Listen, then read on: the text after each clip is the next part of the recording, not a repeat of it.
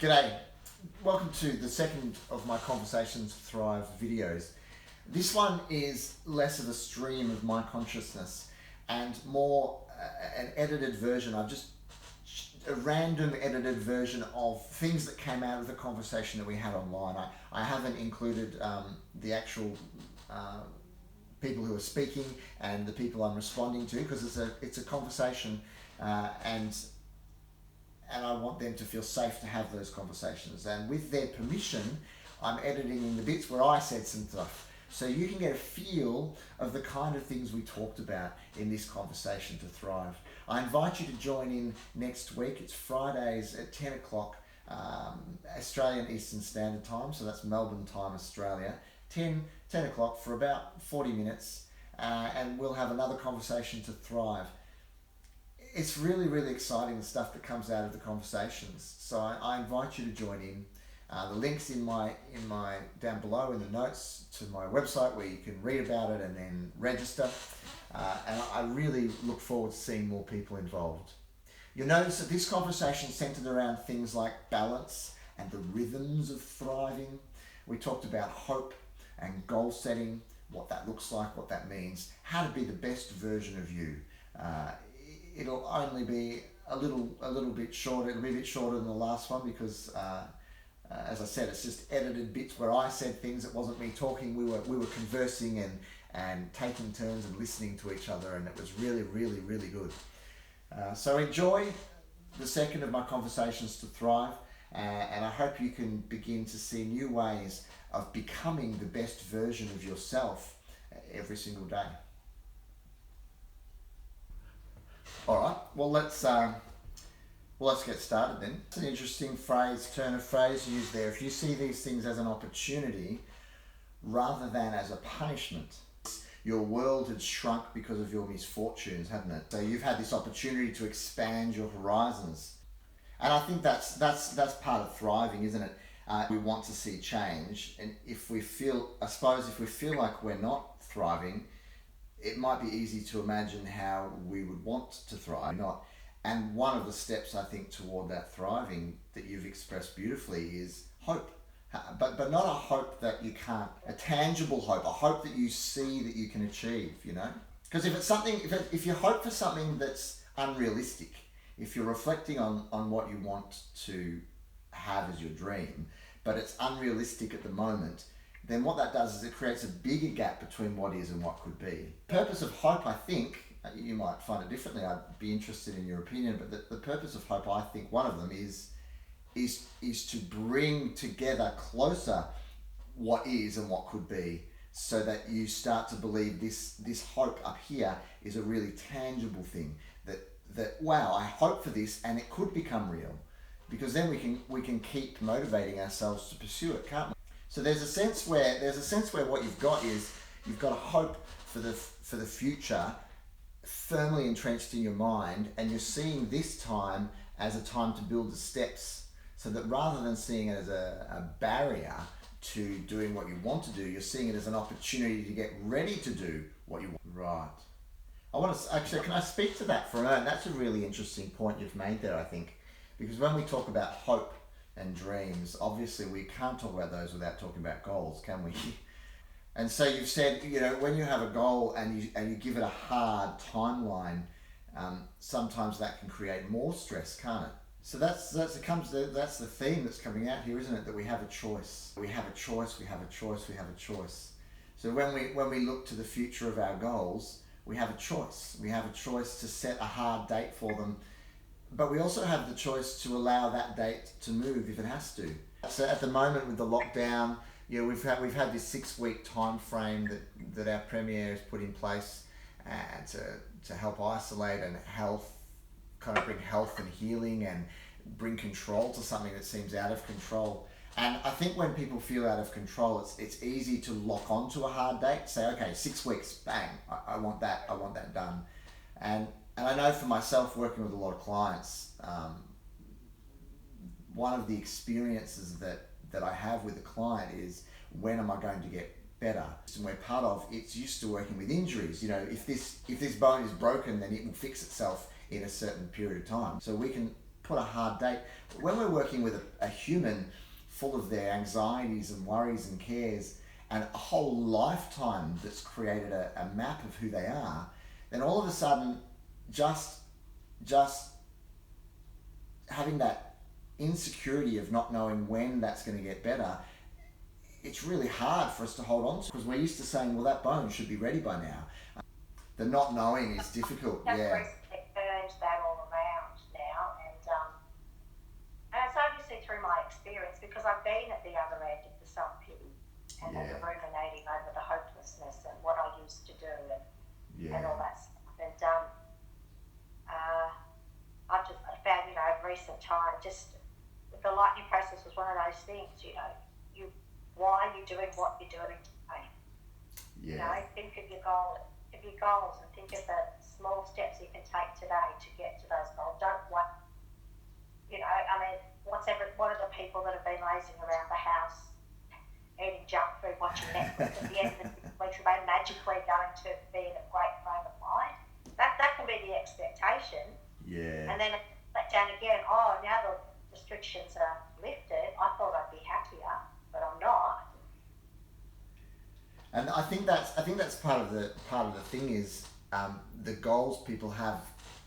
Sometimes it's impossible for those goals to align with what's possible now. And so if that's the case, then we lose our rhythm breaks. There's a break in the rhythm of life, where before our thriving and our surviving and our thriving, they were based around the rhythms that we knew. But now those rhythms have broken down. Everything was transparent to us before. It just kept moving. Now there's been a breakdown in that transparency, and all of a sudden all we can see are the problems and the stopping, and the goals that we had, well, they have to be redefined. And I think flexibility is the key.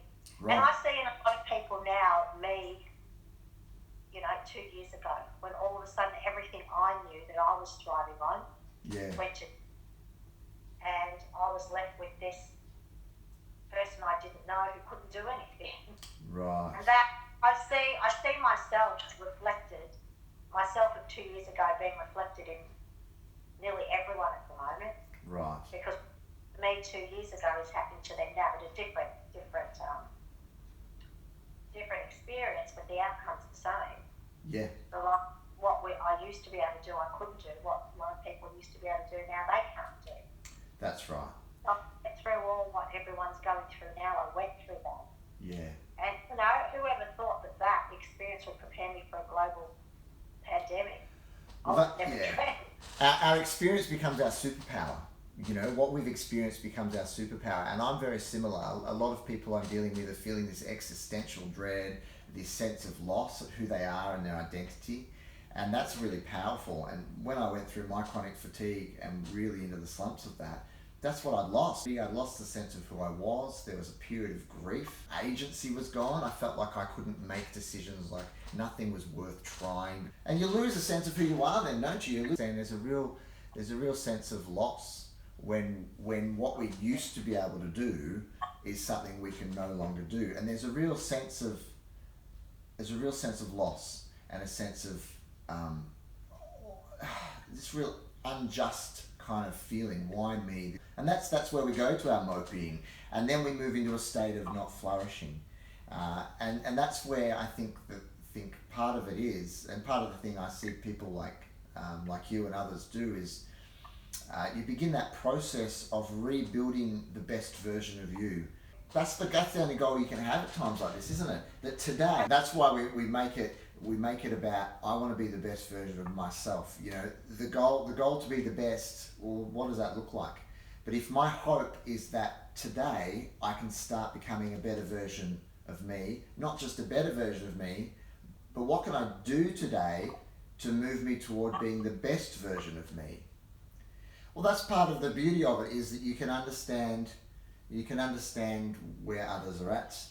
And that's the question, isn't it? What's the next best thing today? One step forward, one breath more. And that's, I think, a key to thriving.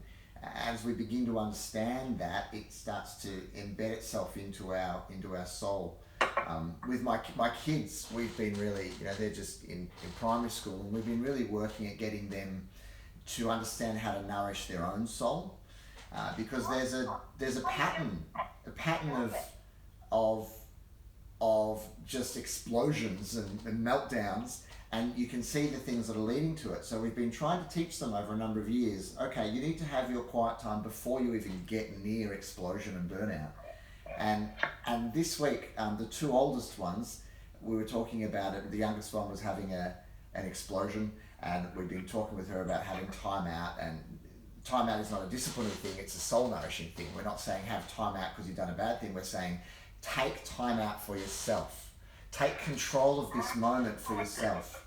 And the other two, I said, look, it's really hard. It's really hard to, when we're feeling so inside ourselves, so full and explosive or diminished and withering, whatever it is we feel, agitated and irritated is what I feel.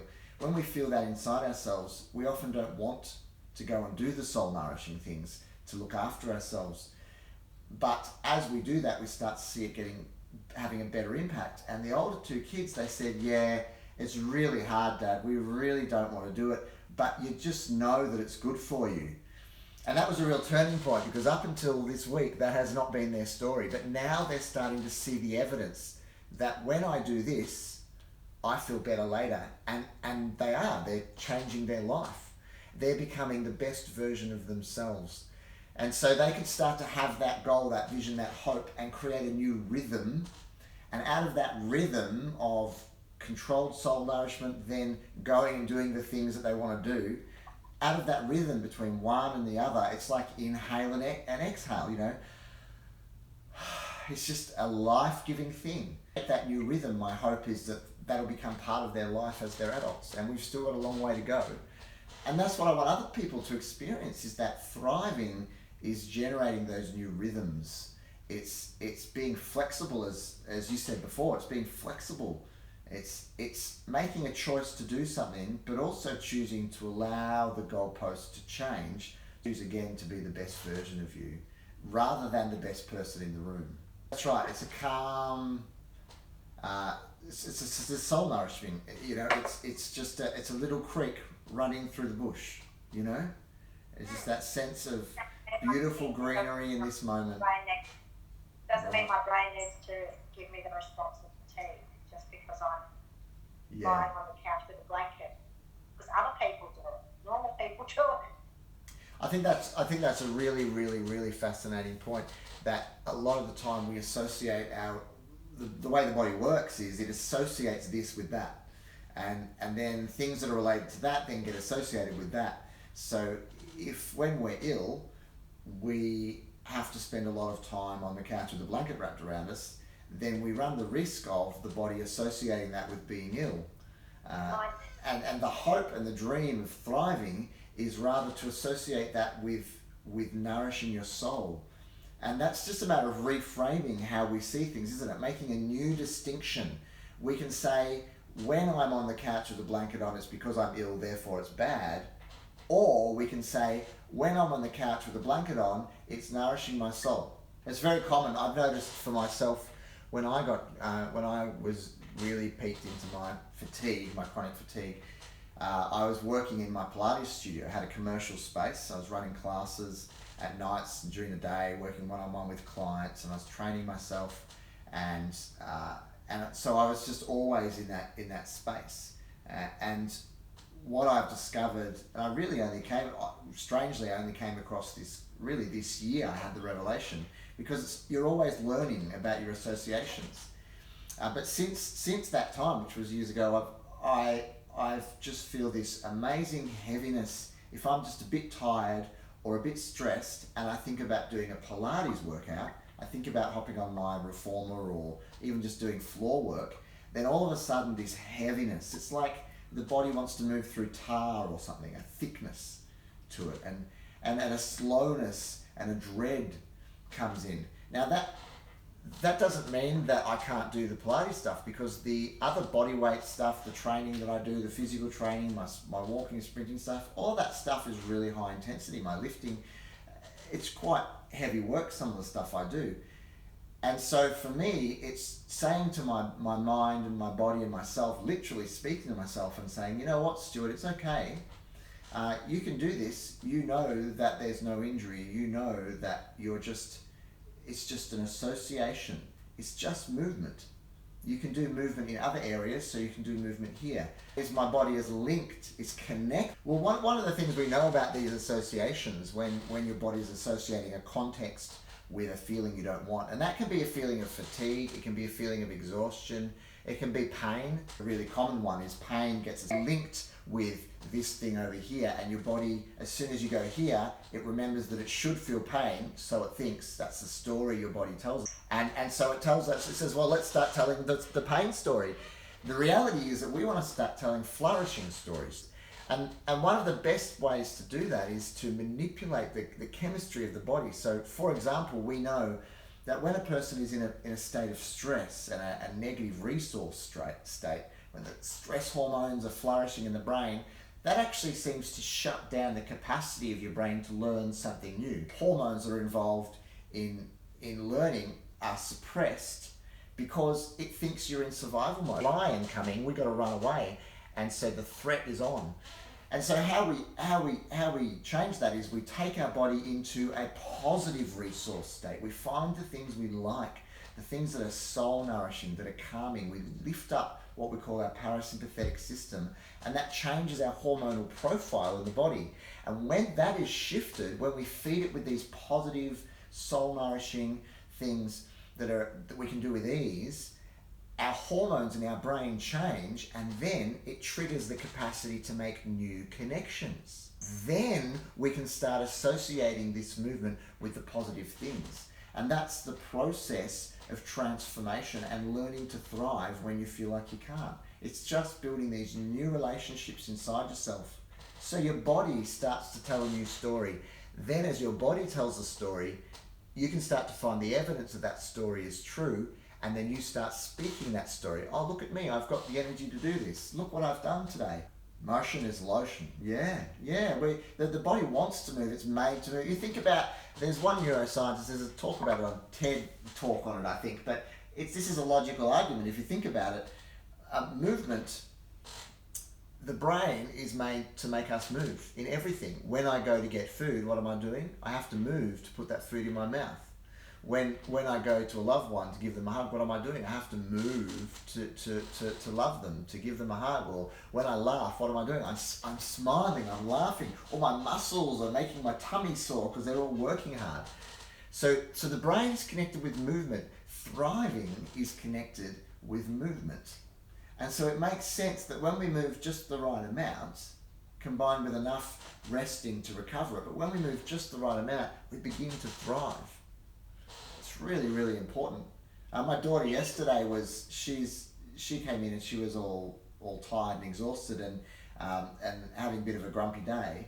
And I was having my rest time, my afternoon little siesta, and I was just lying down, and she came and jumped on me, and I just pinned her, held her against me. She's very strong, and so she starts trying to push me off the bed. She's lying diagonally across me like this, and I'm holding her down like so, and she's got her hands either side pushing on the bed to do like a push-up and trying to lift us up. So I'm holding onto her, she's lifting us off the bed, and she was trying as hard as she could. We did that for a number of minutes. In different positions, just her trying as hard as she could to lift us up while I held on as strong as I could. And what happened was, A, she was exerting a lot of effort, but B, her mood completely changed. Alert but calm. You have agency, you have the capacity to make a choice, even if that choice is to do something to make you the best version of you today, become the best version of yourself. There's always a choice. People who are traumatized is that they've had choice taken away from them. Whether it's physical trauma, or it's a car accident, or it's fatigue related to stress from work, or a virus, these things came upon you from the outside. There was no choice involved, and so it's easy to feel choiceless, being taken away. One of the problems is when you get tired, you default to the path of least resistance. That's what the body and brain does. It's a very efficient organism, efficient bunch of systems that just want efficiency. So the most efficient thing when you're tired and exhausted is the path of least resistance. So it makes sense that when you're tired, you revert back to old patterns of thinking and behaving. So over time, that's where you have to expand your goals to change. Your vision to change is not in 2 weeks' time. The vision to change might be 2 years. And that way you will see more change in 2 weeks than if you said, my vision is 2 weeks. If you say 2 years, but you're consistent at changing, then over 2 years you'll come so much further than if you say, it's got to be in 2 weeks, and if it's not, you get all upset.